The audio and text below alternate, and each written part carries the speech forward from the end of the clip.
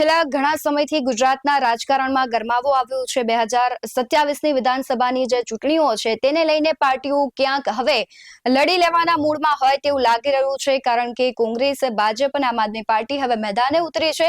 આ બધાની વચ્ચે સૌથી મહત્વના સમાચાર ગઈકાલે એ આવ્યા છે કે સોશિયલ મીડિયા ઇન્ફ્લુએન્સર, સમાજ સેવક અને કોમેડિયન ખજૂરભાઈ છે, તેમનો એક વિડીયો વાયરલ થયો હતો અને તેમાં તે કહી રહ્યા હતા કે આજની જે યુવા પેઢી છે તેમને પણ જે ચૂંટણી છે તેના માટે લડવા માટે તૈયાર થવું જોઈએ. અને આ મુદ્દે જ આપણી સાથે આજે જોડાઈ ગયા છે નીતિન જાની ઉર્ફે ખજૂરભાઈ. ખજૂરભાઈ, BS9 ટીવી ન્યૂઝમાં આપનું ખૂબ સ્વાગત છે. ખૂબ ખૂબ આભાર બેન, ખૂબ ખૂબ આભાર. જી નીતિનભાઈ, જે છેલ્લા ઘણા દિવસથી આપણે જોઈએ કે 2 કે 3 દિવસથી તમારો એક વિડીયો વાયરલ થઈ રહ્યો છે જેમાં તમે યુવાનોને કહી રહ્યા છો કે ચૂંટણી લડવી જોઈએ અને તમે પણ એવું કહી રહ્યા છો કે જો જરૂર પડશે તો તમે પણ લડશો, શું કહેશો? બેન, હું એક સામાન્ય, પહેલા તો હું એક કલાકાર છું અને મારી એક ઇવેન્ટ હતી રાજુલામાં, એક ઇવેન્ટ હતી અને એ ઇવેન્ટમાં સહજપણે પબ્લિક, યુવાનો બહુ બધા હતા અને યુવાનો મને બહુ પ્રેમ કરે છે, બહુ ભાવ છે મારા પ્રત્યે. એટલે મેં બધા યુવાનોને ટાંકીને કીધું કે ભાઈ, તમે યુવાન છો, 2027માં ઇલેક્શન આવી રહ્યું છે, તમે સક્ષમ છો, તમે કાર્યરત છો અને તમારા વિસ્તારમાં તમે સારું કામ કરો છો તો તમારે નિશ્ચિતપણે રાજકારણમાં જોડાવું જોઈએ. એટલે સામે જેટલા પણ યુવાનો હતા તમામે કીધું મને કે ભાઈ, તમે શું 2027માં ઇલેક્શન લડવાના છો? એટલે મેં સહજપણે, બહુ પ્રેમથી, બહુ ભાવથી જવાબ આપ્યો કે ભાઈ, માતાજીની કૃપા હશે તો હું જરૂરથી ઇલેક્શન લડીશ. બાકી કોઈ એવો ભાવ નહોતો કે કોઈ એવી મનસા નથી કે રાજકારણમાં જોડાવ. કદાચ મારે જો રાજકારણમાં જોડાવવું હોત તો હું 2022માં પણ જોડાઈ ચૂક્યો હોત, પણ પબ્લિકની વચ્ચે મને જેવો સવાલ પૂછ્યો અને એનો મેં ઉત્તર આપ્યો. જી નીતિનભાઈ, જે અત્યારે રાજકારણ ચાલી રહ્યું છે, તમારી દ્રષ્ટિએ તમે રાજકારણને કઈ રીતના જુઓ છો? બહુ ખાસ સબ્જેક્ટ નથી રહ્યો અને હું હંમેશા એ જ છું, જેટલા પણ હોય મેં ક્યારેય વસ્તુ મારાથી ભૂલ થાય તો હું સ્વીકારી લઉં છું. મારાથી સારું કામ થાય, કોઈને એપ્રિશિએટ કરવાનું હોય, કોઈને બિરદાવવાનું હોય તો હું હંમેશા નિખાલસપણે બિરદાવતો હોઉં છું. એટલે રાજકારણ મારો વિષય નથી, રાજકારણ મને આવડતું નથી, પણ ન્યૂઝ મીડિયાના જેટલા મિત્રો છે, મારા પોલિટિકલ જેટલા મિત્રો છે, તમામની સાથે મળીને, વિચારીને, પૂછીને આગળ વધશું. અને આ કેવું બહુ ઉતાવળું રહેશે કારણ કે મને કોઈ પાર્ટી એવો સંપર્ક નથી કર્યો. આ તો મારી મેં મનસા વ્યક્ત કરી કે ભાઈ, મારી પોતાની એવી ઈચ્છા છે કે ભાઈ, મને 2027માં ઇલેક્શન લડવાનો મોકો મળશે તો હું જરૂર ચોક્કસ લોકોની સેવા તો કરતો આવ્યો છું, પણ કદાચ મને જો જનતા જનાર્દન પ્રેમ આપે તો જરૂરથી રાજકારણમાં પણ એક મોકો અજમાવીશ. જે પ્રમાણે તમે રાજકારણમાં આવવાની વાત કરી, ખજૂરભાઈ, એ સમજવું છે કે જે પ્રમાણે તમે રાજકારણને જેટલું પણ સમજો છો, અત્યારે જે પાર્ટીઓ છે કામ કરે છે, તમે પણ ખૂબ સારું કામ કરો છો સમાજ સેવાનું, તો તમે કદાચ રાજકારણમાં આવો તો એ કામ થઈ શકે? જરૂર. જો હું તમને એક બેન બહુ સત્ય વાત કરું ને, કે જેટલા પણ યુવાનો છે, કદાચ મેં કાલે એવો નિર્ણય લીધો કે ભાઈ મારે ઇલેક્શન લડવું છે, એટલે જેટલા પણ યુવાનો છે, જે યંગ જનરેશન છે, કદાચ જે જેનઝી જનરેશન છે, આ તમામનો એક જવાબ હોય છે કે ભાઈ, પહેલા તમે સેવા કરતા હતા, હવે સેવા કરતા કરતા તમારે રાજકારણમાં આવતું એટલે તમે આ વસ્તુ કરી. પણ એવા તમામ લોકોને મારે કહેવાનું છે કે જો કદાચ ખજૂરભાઈ વિધાઉટ પાવર 370 ઘર બનાવતા હોય તો કદાચ કોઈ પાર્ટી એની સાથે જોડાઈ જાય, કે કોઈ તાકાત એવી જોડાઈ જાય, કે કોઈ પાવર એમની સાથે જોડાય તો જરૂર એ 370 ઘર છે કદાચ આવનારા સમયમાં 700 ઘર બની શકે છે, આવનારા સમયમાં 1000 ઘર બની શકે છે. એટલે જેટલા યુવાનો છે તમામને કહું છું કે કોઈ વ્યક્તિ સારું કામ કરે છે અને કદાચ મેં ઈચ્છા વ્યક્ત કરી છે તો કઈ આપણા માટે, આપણા જે જરૂરિયાતમંદ લોકો છે એના હિતમાં જ મેં નિર્ણય લીધો હશે. ખજૂરભાઈ, આજકાલ જોઈએ છે કે ઘણા બધા લોકો છે સમાજ સેવા કરતા કરતા રાજકારણમાં જોડાય અને પછી કેવું હોય કે રાજકારણમાં જોડાયા પછી સેવાઓ તો બંધ થઈ જાય કારણ કે સમય એટલો નથી રહેતો. તમે બધું કેમ મેનેજ કરશો? કારણ કે તમે કોમેડીના વિડીયો પણ મૂકો છો, સાથે સાથે આ સેવા કરો છો, અને પછી એક જવાબદારી કદાચ પ્લસ થાય કે ભાઈ તમારે રાજકારણ પણ કરવું પડે, તો કઈ રીતના બધું મેનેજ કરશો? બેન, હું તમને બહુ સાચું વાત કરું કે મારા જેટલા અંગત મિત્રો છે બધા જાણે છે કે હું ઘરે બહુ ઓછો રહું છું. મારા મધર છે કે મારા વાઈફ છે, એમને એટલો બધો સમય નથી ફાળવતો, એ પણ જાણે છે અને એ પણ મારા જે સેવાના કાર્ય છે એમાં સહભાગી બને છે, સપોર્ટ કરે છે, પ્રેમ આપે છે.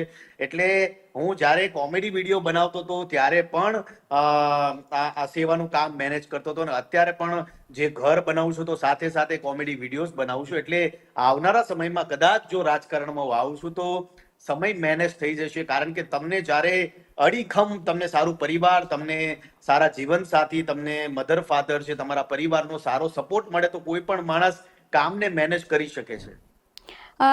મહત્વનો સવાલ એ છે કે તમે આમ તો તમારી લોકચાહના છે એને કોઈ પક્ષના નેતા કરતા પણ વધારે છે. ગુજરાતમાં તમારું ખૂબ મોટું નામ છે, એટલે દરેક પાર્ટીઓ એવું ઈચ્છશે કે ભાઈ ખજૂરભાઈ છે અમારી પાર્ટીમાં આવે.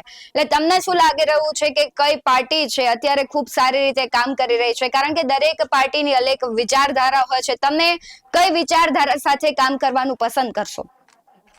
બેન, પહેલા તો હું તમને એક વાત કરું ને કે ખજૂરભાઈ એટલા મોટા નથી પાર્ટીથી. કોઈ પણ જે પણ પાર્ટી છે, ત્રણેય પાર્ટી બહુ મોટું મોટું વટવૃક્ષ કહેવાય આને. અમે બહુ નાના ઝાડ સમાન છું. એટલે એવો ક્યારેય આપણે વટ ન કરવો જોઈએ કે ભાઈ પાર્ટીઓ આપને બોલાવશે, લોકો આપને લેવા આવશે, એવું મેં ક્યારેય નથી વિચાર્યું, અને એવું આપણે વિચારાય પણ નહીં, કારણ કે રાજકારણ આપણો સબ્જેક્ટ નથી.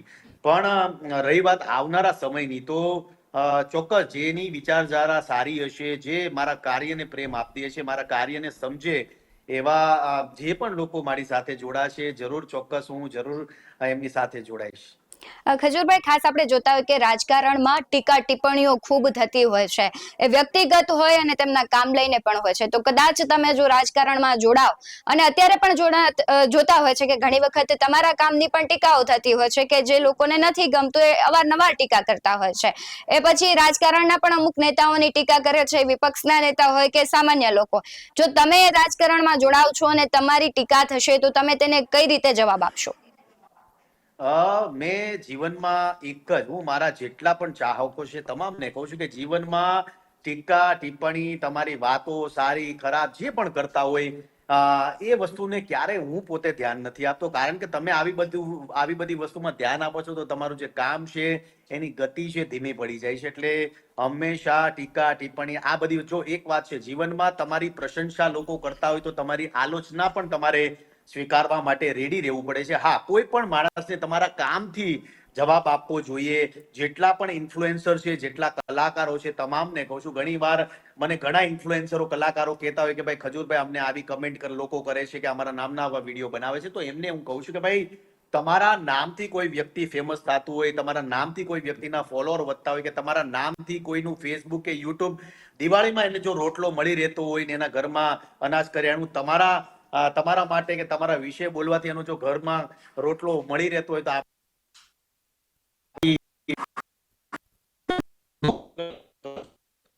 કદાચ આજે તમે કરીને દાળ રોટલો ચાલી રહેતો હોય તો એનાથી ખુશ રહેવું જોઈએ.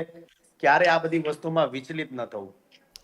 2027ની વિધાનસભાની ચૂંટણી છે. તમને 2022માં પણ તમે વાત કરી હતી કે તમને પાર્ટીઓએ કીધું હતું કે અમારી પાર્ટીમાં જોડાવ, અને ત્યારે પણ તમને ટિકિટ મળતી હતી. ત્યારે ન જોડાવાનું કારણ શું, ને અત્યારે 2027ની વિધાનસભાની ચૂંટણી છે, એ પહેલા તમારે રાજકારણમાં આવવું છે, તેનું કારણ શું છે? નહીં, ત્યારે મારો એવો નિર્ણય નતો અને અત્યારે પણ મારો એવો નિર્ણય નતો. હું તમને બહુ સાચી વાત કરું ને બેન, કે કોઈ પણ માણસની મંશા હોય, કોઈ માણસ એવું વિચારતો હોય કે ભાઈ મારે આવનારા સમયમાં રાજકારણમાં જોડાવું છે, તો એ વ્યક્તિ પોતાનો દાયરો નક્કી કરે છે, પોતાનો એરિયો નક્કી કરે છે, પોતાનો વિસ્તાર નક્કી કરે છે. અને કદાચ તમે મારા ફેસબુક, યુટ્યુબના વિડીયો જોશો તો તમને એના માધ્યમથી ખબર પડશે કે મેં મારા જીવનમાં ઉત્તર ગુજરાતમાં કામ કર્યું છે, સૌરાષ્ટ્રમાં કામ કર્યું છે, બનાસકાંઠામાં કામ કર્યું છે, કચ્છમાં કામ કર્યું છે, આદિવાસી વિસ્તારમાં કામ કર્યું છે. એટલે મેં ક્યારેય મારો દાયરો નક્કી નથી કર્યો કે ભાઈ મારે ભવિષ્યમાં અહીંયાથી લડવાનું છે તો હું અહીંયા જ કામ કરવાનું ચાલુ કર્યું, એવું ક્યારેય નથી વિચાર કર્યું. બીજું કે પાર્ટી કહીએ છીએ એવું પણ મેં ક્યારેય વિચાર નથી કર્યું. કદાચ મારે એ સમયમાં ઇલેક્શન લડવું તો હું લડી શકત. 2027માં ઇલેક્શન લડવાનું કારણ મને એ લાગ્યું કે યુવાનોની માંગ છે. જેટલા પણ યુવાનો છે તમામ લોકો એવું કહેતા હોય છે કે ભાઈ તમારી જેવા બાહોશ નેતા જે કામ કરે છે, જેને ગ્રાઉન્ડ લેવલનું, જેને ફિલ્ડ લેવલનું વર્ક ખબર છે, તો તમે કદાચ આ કામ કરશો તો કદાચ જે તમે કામ, તમારી જે સ્પીડે કામ ચાલી રહ્યું છે એ કદાચ તમારી કામને વેગ મળી રહેશે, તમારી જે ગતિ છે બમણી થઈ શકે છે. એ હિસાબે મને લાગ્યું કે ભાઈ કદાચ જો જરૂરિયાતમંદ લોકોના કોઈ પાર્ટીમાં જોડાવાથી કામ હજી સારા રીતે, સારા વેગથી આગળ વધતા હોય તો રાજકારણમાં જોડાવું ખોટું શું છે? ખજૂરભાઈ, ખાસ એક પ્રશ્ન મહત્વનો એ પૂછવો છે, કારણ કે તમે ગ્રાઉન્ડ લેવલ સાથે જોડાયેલા વ્યક્તિ છો. તમે અત્યારે જુઓ છો કે લોકોની પરિસ્થિતિ કેવી છે, સમસ્યાઓ શું છે. જો તમે રાજકારણમાં કોઈ પણ પાર્ટીમાં જોડાવ છો તો એ સમસ્યા સૌથી પહેલા એ પ્રશ્નનો હલ તમે લાવશો. સોરી સમજ ન પડી. હાલ તમે ગ્રાઉન્ડ લેવલ પર જોડાયેલા વ્યક્તિ છો, એટલે ખજૂરભાઈ તમે જોતા હોય કે દેશ અને રાજ્યની પરિસ્થિતિ શું છે, કે જે ગ્રાઉન્ડ લેવલમાં અમુક સમસ્યાઓ છે, જે પાર્ટીઓ કોઈ પણ પાર્ટી હોય અત્યાર સુધી તેનું સમસ્યાનો હલ નથી લાવી શકી. તો એવી કઈ સમસ્યાઓ છે ને એવી કઈ પરિસ્થિતિ છે કે તમે અવારનવાર જોતા હોય છો અને કદાચ તમે રાજકારણમાં આવો છો, કોઈ પણ પાર્ટી સાથે જોડાવ છો તો સૌથી પહેલા તમે એ કામ કરીશો. મેં હંમેશા કામને પ્રાયોરિટી પહેલા આપી છે. આલોચના, ટીકા ટિપ્પણી કે જીવનમાં કોણ વ્યક્તિ કેટલો આગળ વધી રહ્યો છે એ ક્યારે નથી વિચાર કર્યો. હું એવું માનું છું કે આપણે પ્લાનિંગથી કામ કરવું જોઈએ, અને કદાચ રાજકારણમાં હું આવું છું તો મારું પહેલું પ્લાનિંગ એ જ હશે કે કોઈ પણ ધારેલા કાર્યો છે આવનારા સમયમાં કે સમયની મર્યાદામાં કામ પતાવવું, લોકોના કામ કરવા, જરૂરિયાતમંદ લોકો. જે પ્રમાણે નીતિનભાઈએ વાત કરી કે આગામી તેમણે એક ઈચ્છા દર્શાવી છે કે તે યુવાનોને પણ વાત કરે છે કે હવે યુવાનોએ રાજકારણમાં જોડાવવું જોઈએ, અને તે પણ પોતે પણ એક ઈચ્છા દર્શાવી છે કે તે પણ જોડાશે, પરંતુ આગામી સમય નક્કી કરશે કે તે કઈ પાર્ટીમાં જોડાશે. પરંતુ તેમનો એક સિદ્ધાંત હશે કે તે લોકસેવા જ કરશે, કારણ કે તે ઘણા સમયથી આપણે જોઈએ છે કે લોકસેવા કરી રહ્યા છે. પરંતુ હવે જોઈએ કે રાજકારણમાં આવ્યા બાદ તેમની પણ વિચારધારા બદલાય છે કે કેમ, કારણ કે આપણે ઘણા એવા લોકો જોયા છે કે જે ખૂબ સારી સમાજ સેવા કરતા હોય છે, પરંતુ રાજકારણમાં આવતા જ તેમની વિચારધારામાં ક્યાંક બદલાવ થતો હોય છે. તમને શું લાગી રહ્યું છે, નીતિનભાઈ કઈ પાર્ટીમાં જોડાશે અને કઈ પાર્ટીમાં તમને જોડાવવું જોઈએ અને કેવા પ્રકારના કામ કરવા જોઈએ તે કમેન્ટ બોક્સમાં જરૂરથી જણાવજો. આવા જ વધુ અહેવાલો સાથે ફરી મળતા રહીશું. તમે અમારી યુટ્યુબ ચેનલને સબસ્ક્રાઇબ કરવાનું, અમને ફેસબુક અને ઇન્સ્ટાગ્રામ પર ફોલો કરવાનું ભૂલશો નહીં. બાકી અવનવી અપડેટ્સ મેળવવા માટે આપ જોતા રહો BS9 TV ન્યૂઝ. નમસ્કાર.